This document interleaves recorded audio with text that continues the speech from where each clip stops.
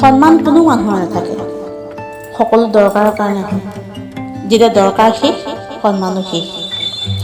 কাৰোবাক কিবা কোৱাৰ আগতে এবাৰ নিশ্চয় ভাবি ল'ব।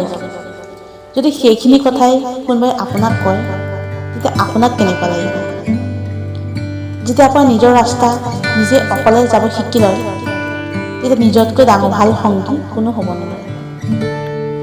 কিছুমান মানুহে নিজৰ অহংকাৰৰ কাৰণে এটা মূল্যৱান সম্পৰ্ক হেৰুৱাই দিয়ে, আৰু কিছুমানে এটা সম্পৰ্ক বচাওঁতে নিজৰ মূল্যই হেৰুৱাই দিয়ে।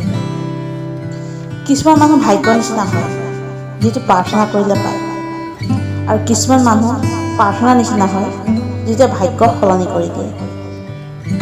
কেতিয়াবা কাকো নিজৰ জীৱনত থাকিবৰ কাৰণে ফ'ৰ্চ নকৰিবা। ভগৱানে এনেকুৱা এজন মানুহ নিশ্চয় পঠাব, যোন তোমাৰ যোগ্য হয়। সেই সম্পৰ্কটো তাতে ত্যাগ কৰি দিব লাগে, য'ত সময় আৰু মৰমৰ কাৰণে ভিক্ষা বিচাৰিব লাগে। কাৰোবাৰ সৰল স্বভাৱটো তেওঁৰ দুৰ্বল নহয়, আচলতে তেওঁৰ সংস্কাৰহে হয়। জীৱনত হাজাৰ মানুহে মাত দিব, কিন্তু তাতে বহিবা য'ত বহি আপোনতাৰ অনুভৱ হয়। যদি সময় বেয়া থাকে, তেতিয়া কষ্ট কৰিবা, আৰু যদি সময় ভাল, তেতিয়া কাৰোবাৰ সহায় কৰিবা। এটা সঁচা সম্পৰ্ক ভালপোৱা আৰু সন্মানেৰে হয়।